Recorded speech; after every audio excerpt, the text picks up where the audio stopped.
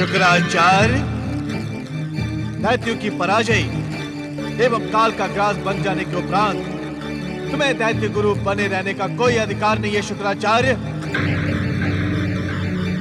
तुम जिस दैत्य को भी त्रिलोकपति विश्व विजेता बनाने का प्रयास करते हो, वो दैत्य अपने अहंकार और अज्ञानवश देवताओं के हाथों मृत्यु को प्राप्त होता है।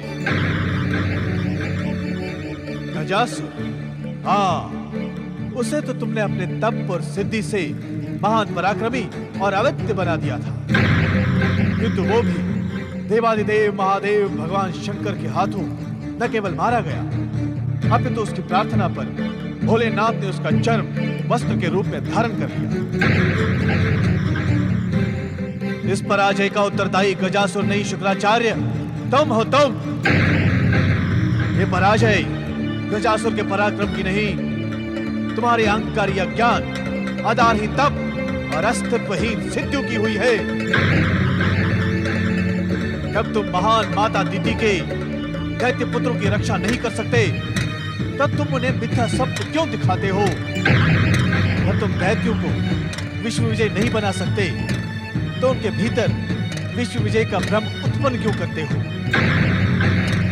जब दैत्यों की आसुरी शक्ति देवताओं की शक्ति के सामने पराजित हो जाती है, तो तुम उन्हें शक्ति का विश्वास ही क्यों दिलाते हो? क्या तुमने दैत्यों के सर्वनाश के लिए जन्म लिया है शुक्राचार्य?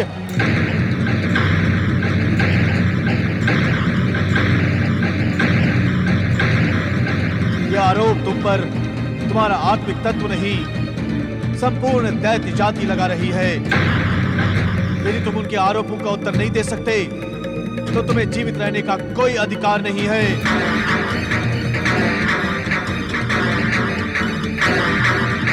तुम पर मृत्यु ही भले लगेगी शुक्राचार्य, तुम पर मृत्यु ही भले लगेगी।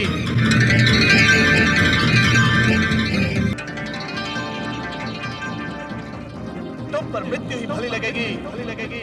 तुम पर मृत्यु ही भली लगेगी, भली लगेगी। तुम पर मृत्यु ही भली लगेगी, भली लगेगी। तुम पर मृत्यु ही भली लगेगी, भली लगेगी। मुझे जीवित रहने का कोई अधिकार नहीं है। मुझ पर मृत्यु ही भली लगेगी। मैं अभी और इसी समय इस हवन कुंड में कूदकर अपने शरीर को भस्म कर दूंगा।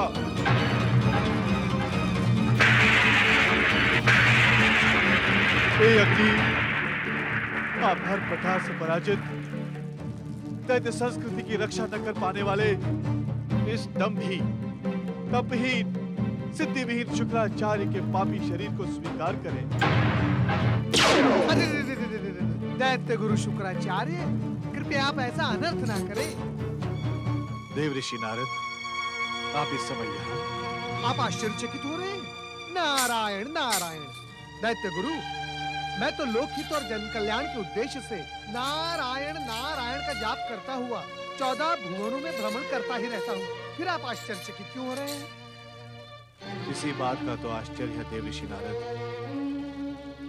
कि मेरे आत्मदाह टलने से न तो जन कल्याण की ही संभावना है और न लोकहित की। फिर इस समय आपकी उपस्थिति। नारायण नारायण।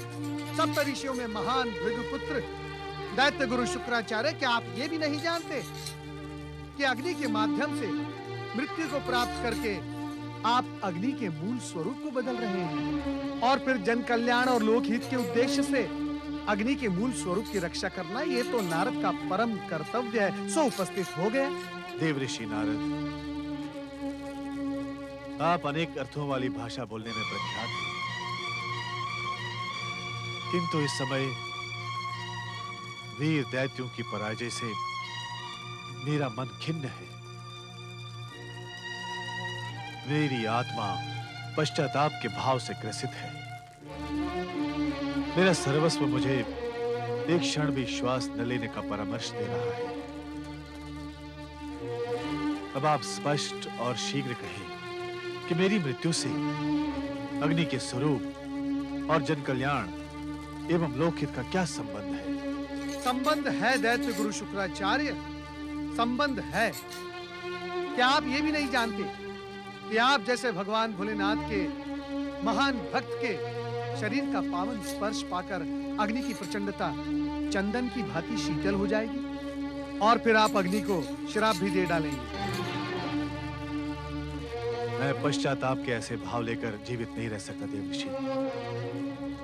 जब मैं दैत्यों के उत्थान के लिए कुछ नहीं कर सकता, तो मेरे जीवन का उद्देश्य क्या है? यदि अग्नि मुझे भस्म नहीं करेगी, तो मैं प्राणवायु रोककर इच्छित मृत्यु का वरण करूंगा। दैत्य गुरु शुक्राचार्य, यदि आप प्राणवायु रोक देंगे, तो संसार में और भी बड़ा संकट उत्पन्न हो जाएगा। तो देवऋषि नारद, फिर मैं क्या करूं? मुझे कोई मार्ग नहीं दिखाई पड़ रहा।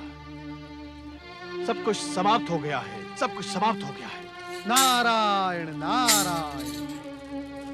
दैत्य गुरु शुक्राचार्य, जब सब कुछ समाप्त हो गया हो, कोई भी मार्ग शेष न रहा हो, तब एक ही कर्म शेष रह जाता है।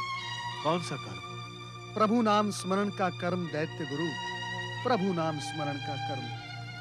भगवान भोलेनाथ अपने भक्तों के कल्याण हेतु सदैव प्रयत्नशील रहते हैं। आपके मन में उठे विषाद की छाया आपके आराध्य भगवान भोलेनाथ तक पहुंच गई है।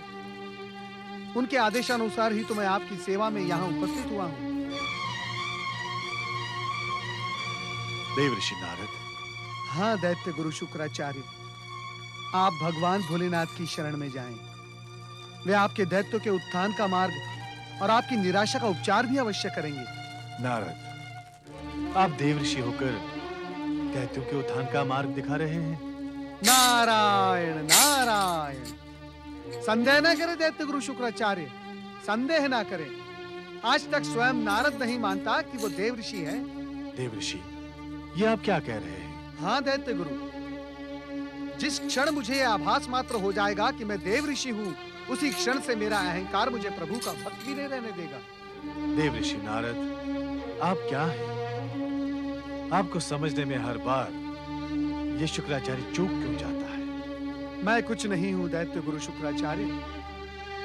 मैं मात्र परमपिता ब्रह्मा जी का मानस पुत्र, अपने आराध्य जगत के पालनहार श्री हरि विष्णु का भक्त और देवादिदेव महादेव का अनुचर हूं। इन तीनों महाशक्तियों की आज्ञा का पालन करना यही नारद के जीवन का उद्देश्य है। मैं कुछ नहीं हूं। देवऋषि नारद, सत्य में आप प्रणाम के योग्य हैं। ये शुक्राचार्य आपको प्रणाम करता है। नहीं नहीं दैत्य गुरु शुक्राचार्य, यदि आपको प्रणाम ही करना है तो भगवान भोलेनाथ को करें। वे आपका कल्याण अवश्य करेंगे। नारायण नारायण।